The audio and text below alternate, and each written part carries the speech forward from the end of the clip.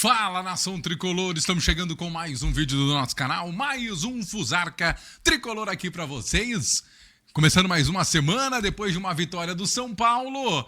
Olha, a long times, hein? Há quanto tempo a gente não tinha uma semana tranquila, uma semana muito buena, uma semana suave. Ah, meu Deus do céu. O que uma vitória não faz, não é mesmo? Ou melhor, como o torcedor do Bahia gosta de dizer, como um triunfo não melhora toda a situação, né? É porque eles não falam vitória, né? Aquela coisa toda. Enfim. E daí, como é que vocês estão? Tudo certo? Tudo tranquilo? Tudo favorável? Tudo na boa? Tudo na paz? Tudo na tranquilidade? Espero que sim. Você tenha uma semana abençoada, que a sua semana seja maravilhosa e que o São Paulo possa ter boas notícias durante essa semana. Já começa com vitória, aquela coisa toda, a gente já fica feliz, não é mesmo? Você deve estar se perguntando, ou também não, né? Ah, por que não teve vídeo, Hugo, no final de semana, não sei o quê? Porque o meu computador, ele é um computador, mas se identifica como jogador do São Paulo. Vive lesionado, tá no DM de novo o meu computador aqui. O técnico aqui da rádio, Martson, tá dando aquela olhadinha nele, porque ele perdeu volume, não ganha, não tem mais volume, e alguns microfones ele não reconhece mais. Ou seja, tá parecendo o Lucas Moura, ele tá sem confiança. Mas já já ele vai voltar a ter confiança e vai voltar a funcionar. Ainda bem que a gente tem aqui o cantinho da rádio aqui pra gente seguir gravando. Cantinho não, né? O estúdio principal aqui da rádio do Pinga Fogo. Então vamos indo, né? Vamos nessa.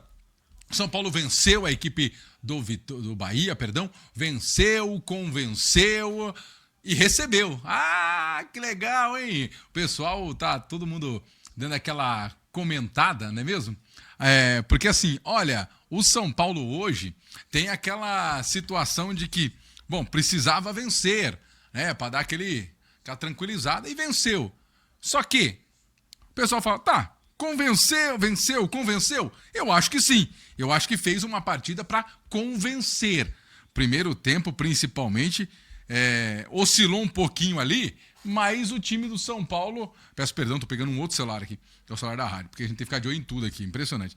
Mas o São Paulo, ele convenceu e conseguiu fazer uma partida sólida contra a equipe do Bahia. A equipe boa, bem treinada pelo Rogério Ceni, também tinha desfalques do Bahia, e isso mostrou que a vitória foi ainda mais importante. Uma coisa me chamou a atenção na vitória, tá? Por quê?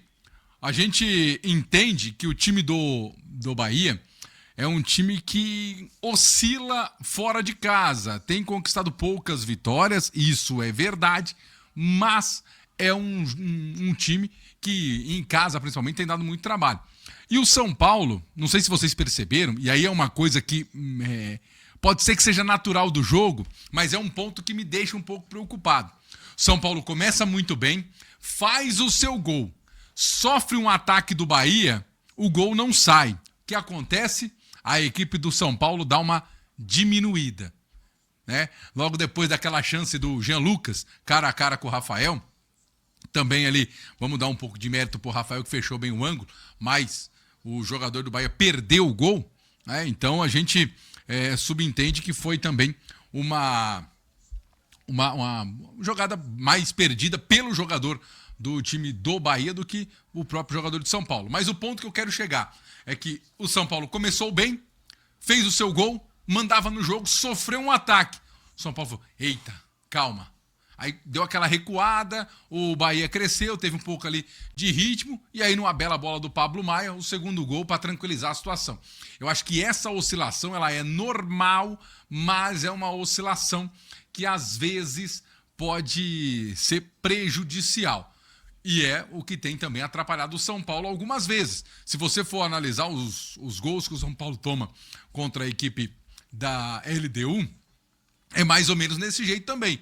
São Paulo tem as suas chances, aquela coisa toda, sofre um ataque, volta. Sofre outro ataque, aí toma o gol e acaba desmoronando. É o psicológico do São Paulo que não é dos melhores.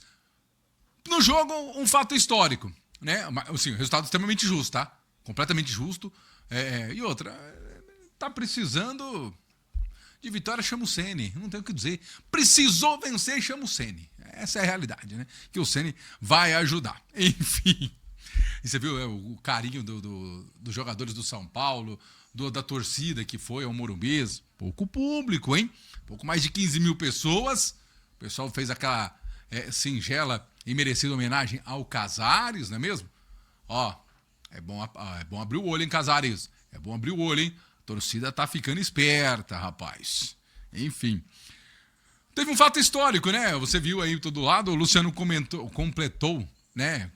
marcou 100 gols com a camisa do São Paulo. Curiosamente, ele marcou o primeiro gol num jogo contra o Bahia. No segundo tempo, jogo amarrado, difícil. O Rossi fez o gol da equipe do Bahia, lembra? Saiu imitando Motinha, aquela coisa toda. O Luciano fez o gol, fez aquela comemoração icônica, né? Dele fazendo ali todo o movimento. Mas o que eu quero trazer para você, parabéns ao Luciano, 100 gols por clube, não é qualquer um que chega. Ele desabafou, falou que sente muito porque a própria torcida dele vai a ele, aquela coisa toda. Enfim, eu entendo tudo isso, tá? Sei que o Luciano falta algumas vezes. A gente pode dizer que o Luciano erra gols. A gente pode dizer que o Luciano é um cara chato. A gente pode dizer que, por vezes, ele é performático. Ele joga para a torcida algumas vezes. Erra muito. Não decide, de repente, jogos grandes contra adversários maiores ou internacionais. O que você quiser, eu concordo. Agora, uma coisa a gente não pode dizer, que o Luciano é pipoqueiro. Ele sempre tá ali. E o que me chamou a atenção foi numa fala do Flávio Prado e do Mauro César Pereira, falando sobre o Luciano, o Lucas e o Oscar.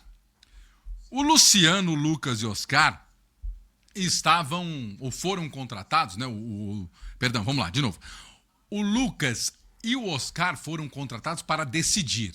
O Lucas até decidiu na Copa do Brasil, onde o São Paulo conquistou o título diante do Flamengo. Voltou, foi peça importante, verdade.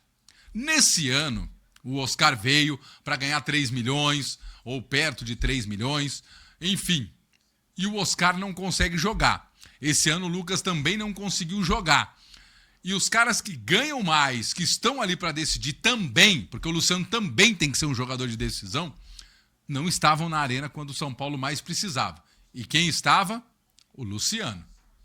Isso é uma coisa a se pensar. Eu entendo que o Luciano, por vezes, erra, falha e deixa o São Paulo na mão. Como mais uma vez vai deixar o São Paulo na mão contra o Vasco, porque mais uma vez ele toma um cartão amarelo besta. Mas o Luciano foi o único jogador que esteve em campo quando o São Paulo estava nos momentos de decisão nas Copas. Pensou nisso? Que esse ano o Luciano estava nas decisões, Lucas não estava, Oscar não estava. E o Lucas, quando esteve meia bomba, meia boca. O Luciano não, esteve ali. Ah, mas o Luciano... Não tem o que dizer. Na hora do vamos ver, ele estava lá. Na hora que era para decidir, ele estava lá. Não decidiu? Concordo, mas ele estava lá. Isso é uma coisa que a gente precisa dar mérito para o Luciano. Não é fácil também não ter apoio dos seus... Não apoio de vamos lá, motivação. Mas, por exemplo, não ter um jogador de qualidade do lado, ter que, de repente, contar com o Tapia, ter que contar com um Dineno, com esse tipo de jogador, sendo que você não consegue ter Lucas Moura, você não consegue ter o próprio Oscar. Então, assim, isso é uma coisa que a gente não pode tirar do Luciano. Ele sempre esteve na arena. Então, isso é uma coisa que não dá para tirar dele. Bom, quero saber a sua opinião sobre o Luciano. Eu gosto sempre de dizer, o Luciano é a personificação daquele trecho da música do Dilcinho, do Baby Atende. Amor e raiva andam lado a lado, é isso. A torcida do São Paulo ama odiar o Luciano. e odeia amar o Luciano. É assim, é assim. É a melhor definição, talvez. A torcida do São Paulo, nós torcedores do São Paulo, amamos odiar o Luciano e odiamos amar o Luciano. Entendeu? Mais ou menos isso. Amamos odiar o Luciano, odiamos amar o Luciano. É mais ou menos isso. Essa é a definição do Luciano no São Paulo. O Luciano ainda há de ficar no São Paulo. Eu acho que eu prefiro, às vezes eu fico bravo com ele, mas eu prefiro ter o Luciano do que não ter um jogador. É difícil, tá vendo? A gente não consegue definir o que é do Luciano e o que a gente espera do Luciano. Então deixa nos comentários aí, tenta definir você, porque eu, honestamente, é amor e raiva andando lado a lado. Bom, vamos falar do Dineno e do Rigoni, porque essa dupla deve, vazar do São Paulo. Ou será que não? Vamos falar do Juan Dineno, que está lesionado, deve voltar contra o Corinthians, né? No clássico contra o Corinthians lá na Neoquímica Arena. O Dineno não tem agradado, né? Não consegue jogar, não consegue render, pouco se aproveita. E quem poderia imaginar, né? Contratação feita no desespero, contratação feita no momento onde o São Paulo se viu sem ninguém. E aí o Dineno foi a emergência. A terceira, quarta opção do Cruzeiro foi a chamada emergência que o São Paulo tentou buscar, tentou trazer para que algo seja feito ali naquele momento onde o São Paulo perde 3 atacantes com problemas no joelho. Então, é um momento de desespero e momentos desesperados pedem atitudes desesperadas. E a atitude, além de ser desesperada, foi errada, que é o que normalmente acontece. Então, o Dineno não tem agradado, não deve ficar, a não ser que aconteça algo sobrenatural, o Dineno deve ficar. Eu acredito que não fique, porque é um jogador que já não vai ter mais serventia. Volta Caleri, André Silva e o Rian Francisco. Primeira, segunda e terceira opção no ataque do São Paulo. Não faz sentido manter o Juan Dineno. O que você acha da passagem do Dineno até aqui no São Paulo e o que você imagina do Dineno para 2026? Você acha que o São Paulo deve permanecer com ele? Você acha que o São Paulo deve ficar com o Dineno? Deixe nos comentários aí, que eu quero muito ouvi-los, tá bom? Bom, e o outro é Emiliano Rigoni, que não entrou em campo contra o Bahia, não fez os 45 minutos para renovação automática, por isso muita gente já conta com o Rigoni fora do São Paulo. Porém, entretanto, todavia, pode ser que ele permaneça. Pode ser, por que não? A renovação automática não será mais atingida. O que isso significa? Significa que ele não vai ter o seu contrato renovado de forma automática. É autoexplicativo e autodidático. Quem poderia imaginar, não é? Mas é isso. Não tem outra coisa a se dizer. Não vai ser renovado automático. Mas, caso a comissão técnica queira e a diretoria também, pode ser feita a renovação para 2026 normalmente. Não é que não bateu a meta, não tem mais Rigoni no São Paulo, nada mais. Mas é muito mais encaminhado, é mais certo de que o São Paulo não permaneça, porque ele não está conseguindo jogar. Mesmo que o São Paulo, cheio de desfalques, o Crespo não confia no futebol do Emiliano Rigoni. Então, isso pode ser uma sinalização de que Rigoni tem cada vez menos chances de permanecer no São Paulo. A renovação automática já não existe mais. É uma tranquilidade que o torcedor de São Paulo tem. Agora fica por conta da diretoria fazer ou não o seu papel. E aí? Você acha que o Rigoni poderia render mais? Você acredita que o Rigoni poderia ser um jogador aonde o São Paulo poderia apostar? Eu não apostaria no Rigoni, de jeito maneiro, de forma alguma, nem pensar. O Rigoni é um ex-jogador em atividade, ou é qualquer outra coisa em atividade, mas não é mais jogador. Ele não serve para jogar em alto nível. É um jogador, mais uma vez, não conseguiu render no futebol dos Estados Unidos.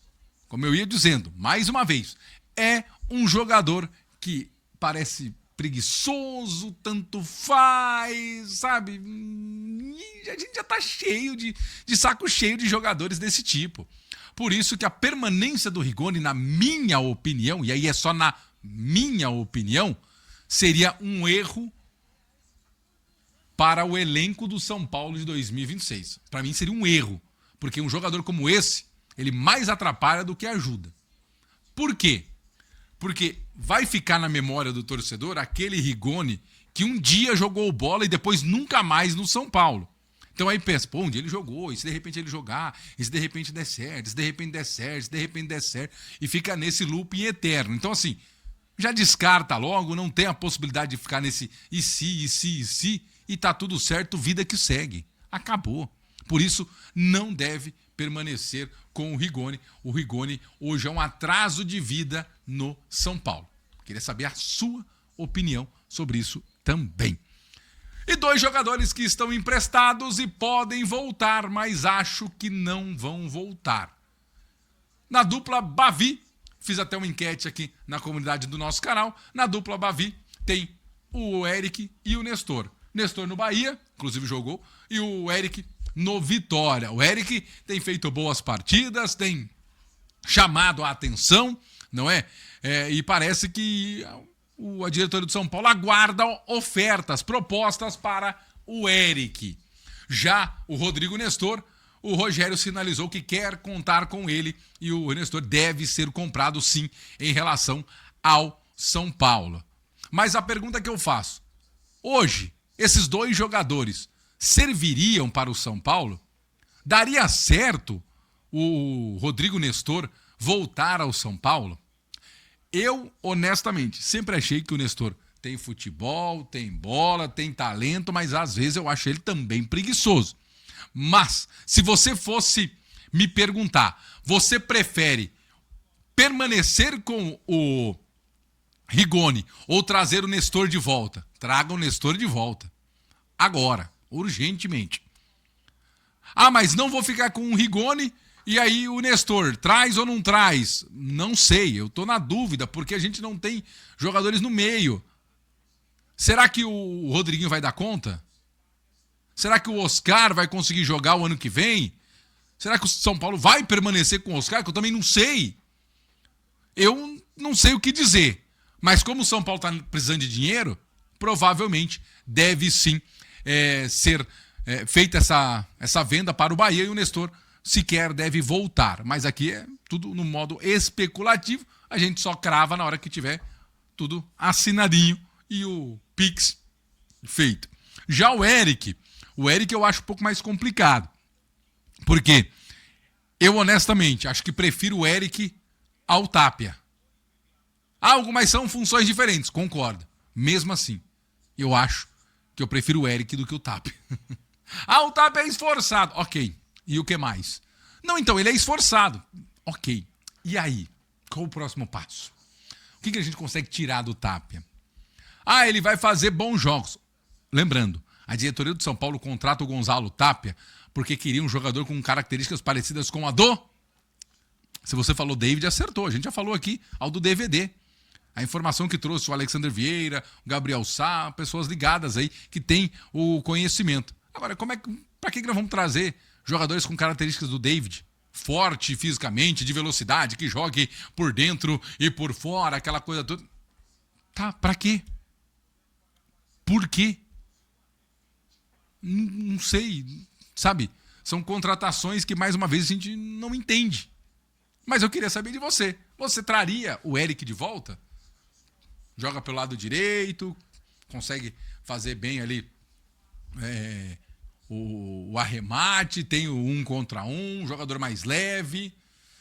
Já que nós entregamos todos os garotos da base que fazem isso e provavelmente devemos entregar os outros que vão aparecer aí a preço de banana, porque é o padrão Júlio Casares de trabalhar e toda essa diretoria do São Paulo, eu não sei se de repente não seria uma boa manter o Eric não, viu? Até para tentar valorizar ele mais ainda. Não sei, queria a sua opinião.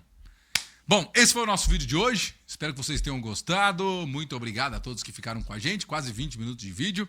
Obrigado, viu? E a todos que estão se inscrevendo, seguindo e dando o seu alô, o seu recado pra gente. E agora parece que vai ter o tal do hype aí. Dá aquela hypada aí na nós, viu?